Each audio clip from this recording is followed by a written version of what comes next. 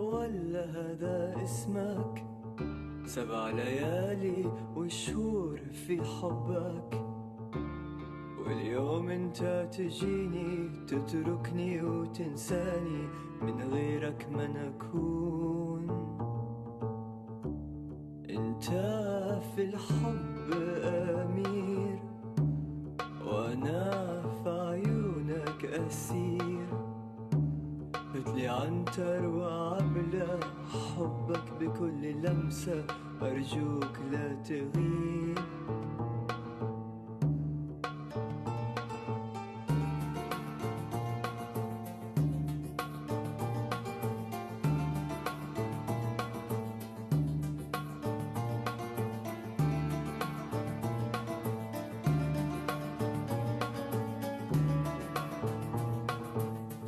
أنا في جنبك إحساس إنك أنت أغلى الناس. You Are Arabian by Kabrit, here on Democracy Now!, democracynow.org, The War and Peace Report. I'm Amy Goodman with Nermeen Sheikh. On Wednesday, heads of the nation's top technology companies met with President-elect Donald Trump at Trump Tower. Among those attending were Apple CEO Tim Cook, Facebook COO Sheryl Sandberg, and Amazon CEO Jeffrey Bezos. The meeting was organized by Trump transition team member, billionaire Peter Thiel, who famously drove the news website Gawker out of business by secretly bankrolling a controversial lawsuit by wrestler Hulk Hogan against Gawker Media. Wednesday's meeting reportedly focused on jobs and the economy. But there's another issue that's been getting some attention within the tech world: Donald Trump's proposal to build a national registry for people from Muslim-majority countries.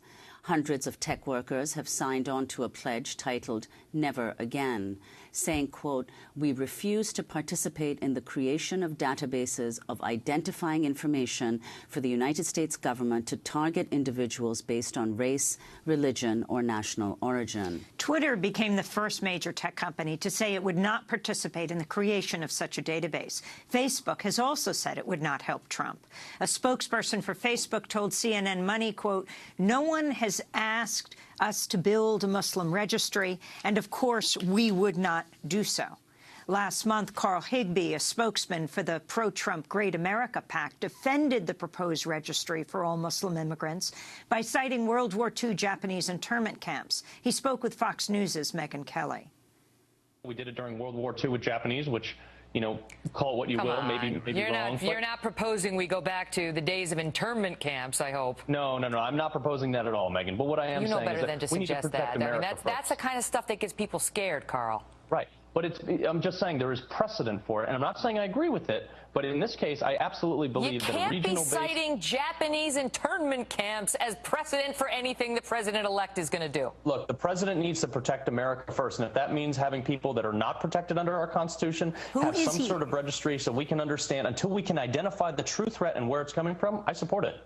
Among the many to criticize Higbie and the Trump team for proposing to build a Muslim registry is California Democratic Congressman Mike Honda, whose family was placed in a Japanese internment camp during World War II. Honda said in a statement, quote, "These remarks are beyond disturbing. This is fear, not courage. This is hate, not policy." Well, the U.S. government has issued a formal apology and paid reparations to some of the more than 120,000 Japanese Americans who were interned, two-thirds of whom were U.S. citizens. To talk more about one of the most shameful chapters in U.S. history, we go to Capitol Hill, where we are joined by Congressman Honda, who is representative of California's 17th District. Congressman Mike Honda, welcome to Democracy Now! Talk about your own experience. When were you put in a Japanese internment camp? Where were you? Who was in your family? Well, I was the infant, the first child of my parents, born in 1941.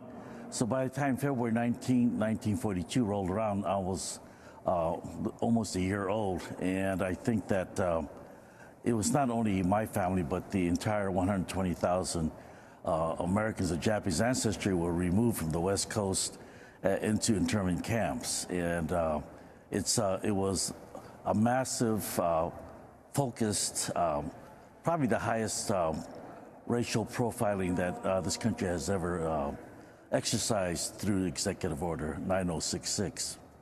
And Congressman Honda, do you think internment camps of those kind can be set up again in the U.S.? Oh, absolutely, they can be. And, you know, they talked about not only about, you know, the current situation, but in the past few years, politicians and other folks have been talking about using internment camp types of approach to refugees and undocumented folks during the debate of the comprehensive immigration reform. So it's a concept and a strategy that a lot of people use. Well, in an interview with ABC's George Stephanopoulos last year, Trump defended his proposal for a total and complete ban on Muslims entering the United States. He compared it to the detention of Japanese Americans, Germans, and Italians under President Franklin Delano Roosevelt during World War II. What I'm doing is no different than what FDR's solution for Germans, Italians, Japanese, you know, many years ago. So you're for internment camps? This is a president who was highly respected by all. He did the same thing. If you look at what he was doing, it was far worse. I mean, he was talking about the Germans because we're at war. We are now at war. So, Congressman Honda, can you respond to Donald Trump explicitly citing Japanese internment camps as a possible model? Well, the reason that we came up with through the process of H.R. 442, an apology that President Reagan had signed that the Japanese American community had fought for 10 years, stated that there was 3 reasons why these camps had occurred: racial profiling, war hysteria, and the failure of political leadership.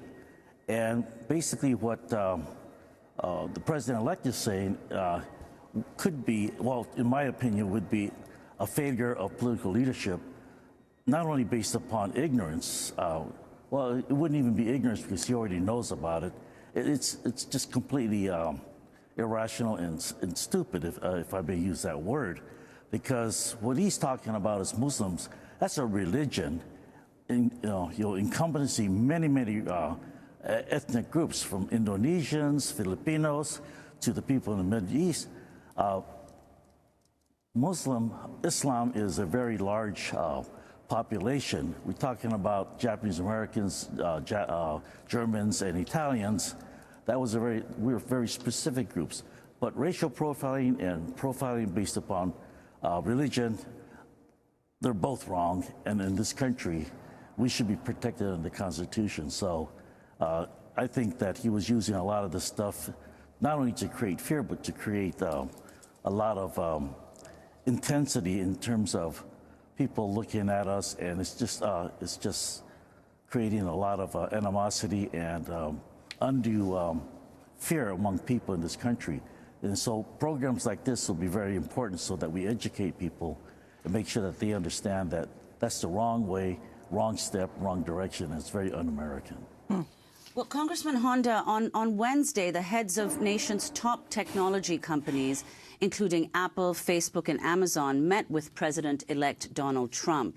And you're the representative of California's 17th district, where Google and Apple are based. What's your message to these technology companies? Well, first of all, I just want to say the employees who had said never again, I want to take my hat off to them and also ask them to continue to advocate and educate people one-on-one. And that's one of the ways that we can turn this tide around. To the corporate leaders, I would hope that they will use the same common sense about how to go about creating policies and advising the country, the leaders of this country, what directions to take and how to do that. The kind of things that we're talking about is not only about immigration, but it's also about the very foundation that this country has been founded upon. And that's making sure that all people who are on the soil are protected under the Constitution. And hopefully, when the president-elect takes his oath on January 20th, he understands that he's taking an oath to the Constitution and not to the government. And that means that he is swearing an oath to protect all of us here in this country against all enemies, foreign and domestic. And that includes folks who would misstep in protecting our country and protecting our citizens of this country under the title of national security. I just hope that we understand that clearly and make that clear distinction. Last month, Congressman Honda, a member of Donald Trump's transition team, the Kansas Secretary of State Chris Kobach, who is still being considered for a top job, said the team is moving ahead with plans to reinstate a registry for immigrants from majority Muslim countries. He's the architect of anti-immigration laws in this country. Following 9/11, he helped design the registry for immigrants from majority Muslim countries known as the National Security Entry-Exit Registration System. The system dropped in 2011 after years of criticism from civil rights groups. Congressman Honda, you also voiced your opposition to this program in a letter to President Obama. Yes. The idea of a Muslim registry, if you will, is, I think, in my mind, as a non-constitutional person, I'm not a constitutional attorney, but it seems to me that would be unconstitutional. And people will say, well, it's under the immigration laws, and all we're going to do is be looking at registering folks who are not citizens. But if we remember the experience of the Japanese Americans, the poster that assembled us and took us out of our homes and our neighborhoods and our communities, it said, all persons of Japanese ancestry, aliens and non-aliens alike. The government, even at that time, didn't have the courage to say citizens and non-citizens. And in my mind, all persons who are on the soil have the protection of the Constitution. They may say, well, it's under our constitutional purview to be able to do this and be able to register and keep an eye on all persons who are not citizens. But it's what you do with that registry what concerns me. And in World War II, when they gathered us up, the government broke the law again by using the census data, and the census data is supposed to be private. So I think that we still have to be vigilant about what our government does. Very quickly. And, go ahead. Very quickly, Congressman Honda, before we conclude, over the course of the campaign, Trump also repeatedly called Syrian refugees terrorists. Can you tell us about the legislation you've just introduced, the Save the Children Act? Certainly. The legislation is H.R. 6510, 6510. And the point of that legislation is to be able to put a marker on for the next Congress and to let people know that we're concerned about children between the ages of 3 and 10, and we want to be able to protect them and offer families who have children between the ages of 3 and 10 or orphans to be able to be brought here for temporary security and comfort and be able to keep them out of the harm's way. We must do that if we say that we are charitable or even concerned about what's going on overseas in Syria. What can be more American than to say to the youngsters and the families, give us your children, we'll hold them and we'll watch them, we'll take care of them temporarily until the Civil War is over. And I think that that's something that we should be able to do. We're a country with limitless resources, and yet our efforts seems to be falling way short of the things that we can do as possibility. And this is one of them. On another topic, Congressman Honda, last year you tweeted a photo of you and your daughter Melissa saying, as a proud grandpa of a transgender grandchild, I hope she can feel safe at school without fear of being bullied. Can you talk about your grandchild? How old is she now? She's 10 now. 10 years old. And 10 years old. When she was about 18 months, she declared to the family that I'm a girl. And when she was just about 3 years old, she said, I'm a girl, my name is Melissa, and this is how you spell it. So she exhibited persistence, insistence, and consistency that told us that this is something that we have to join her journey, make sure that her journey is safe and secure.